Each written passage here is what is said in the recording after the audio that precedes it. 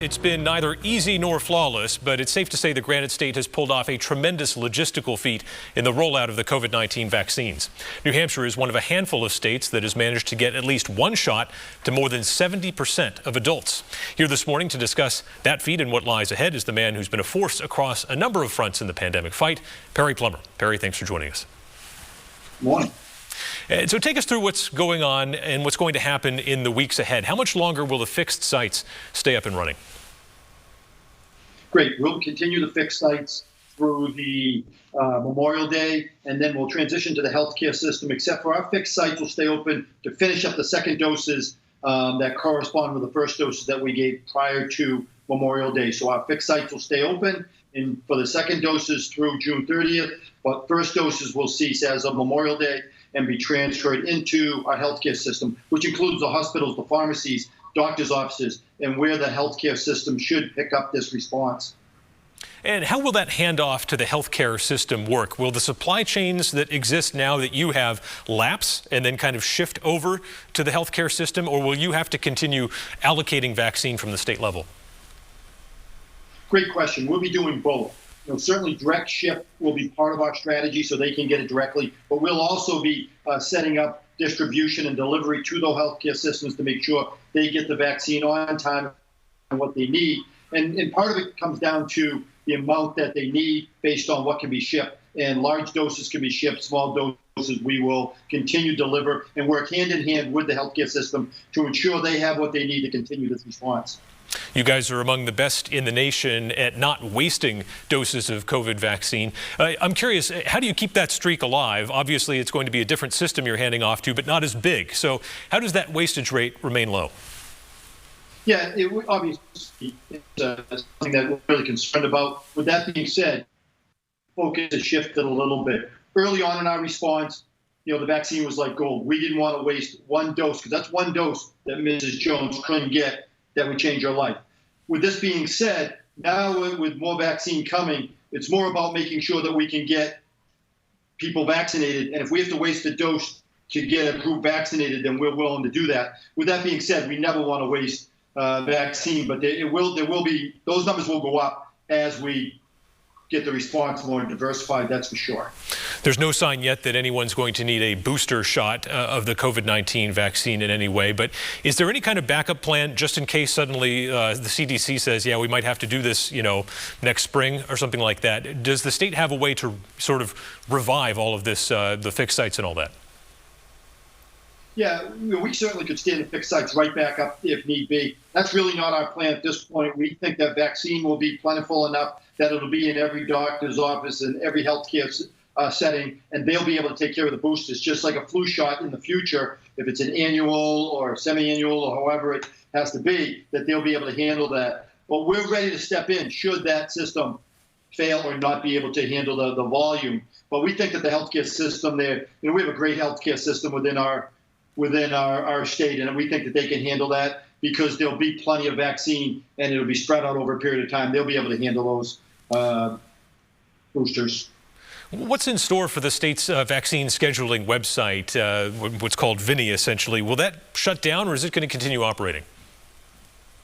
So right now, most of the healthcare systems want to use their own. They're going to be start to migrate off Vinny and onto their own system, whether it be a pharmacy or a hospital. Some of the pharmacies, like Walgreens, is going to use Vinny till the end of June and then migrate to their own. And at some point, Vinny will go away and everybody will be using their own system. We don't want to be in the technology business long term. However, it stands in the background ready to be stood up at any time. And our vaccine management team and our immunization management team may use Vinny in the future for other type of immunization. So, it'll stay in the background, ready to use if need be.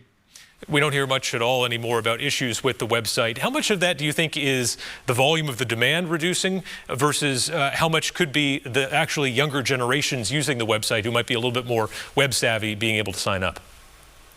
Yeah, there's no question that we started with the most difficult population when it comes to technology and some of the most difficult technology with the federal site. Once we transferred to our site, a lot of the complaints went away.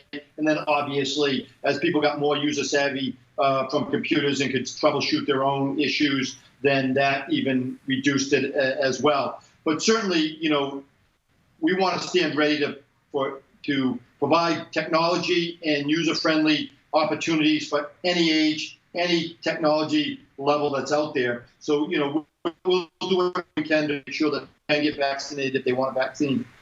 In some ways, you were kind of having to build the aircraft carrier as you were sailing along there, so this is very difficult. I'm just curious, from my perspective, at home, sometimes we're working on projects, putting things together. I look at it and all of a sudden I go, oh man, I'm going to have to go back 2 steps to actually fix this and get something right.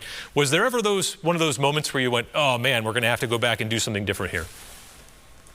Yeah, there's no question that, Adam, you and I talked early on in this response, and I said it won't come without bumps and bruises along the way. It's how we react to them. And I think our ability to problem solve and come up with solutions real time and not slow the response down was part of our success. We had bumps. We had bumps with our second dose appointments in the technology. Within days, we had a different system that we had to design to make sure that people get their cards and get their second dose and get scheduled. So there's been bumps all along the way, not only in New Hampshire, but nationally.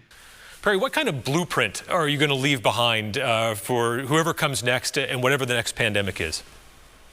Yeah, there's no question that, we've learned a lot.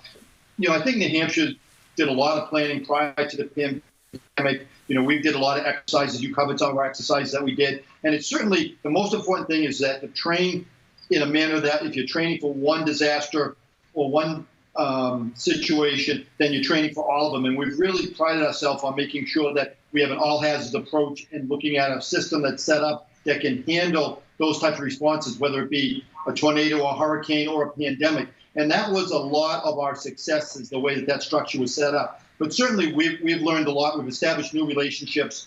The working with the hospitals, the hospital association, the medical society, our public health networks who have done yeoman's work, working with the first responders, and certainly our National Guard and how they stepped up and became part of that blueprint. I see that spanning any type of disaster in the future and bringing all those resources to bear to make sure that we can handle any type of disaster that comes our way here in New Hampshire. Won't necessarily be flipping a switch, but it sounds like you'll be able to get that up and running again if necessary. I'm curious for your perspective. There have been so many unsung heroes in this effort, but how crucial have the volunteers been to be able to do what you do with all those vaccines? Look, they say it takes a village. It took an entire state. There wasn't one piece of this state that wasn't engaged and working hard. Again, to the hospital association, the hospitals, to the medical society, to the regional public health networks who used volunteers, to the first responders, the healthcare workers, EMS, fire and police. But the essence of New Hampshire is volunteers. When you went to our super sites and saw the amount of volunteers working and clapping as they work and putting those vaccines in arms of people that made a difference, you can't say enough about them. People stepped up when they needed to step up and took care of each other. And that's why our country's where it's at right now and not in a place that is, months away from the end. And you managed the search for all the PPE and the vaccine rollout. I want to know, when do you get to go back to retirement? It's a great question. If you tell you when this started, there's no bigger honor than being called by the governor to ask to join her team, especially a team that is of the magnitude of Commissioner Shibinette and Dr. Chan and Dr. Daly and the whole public health team and the whole team at Homeland Security Emergency Management. So, in about a week, this starts transferring back to the healthcare system, and they really don't need me anymore. So I'll go back to the good life and back to retirement and let them carry on from there. All right. I'm sure nobody is losing your cell phone number, though. Perry Plummer, thanks for joining us here on Close Up. We appreciate your time.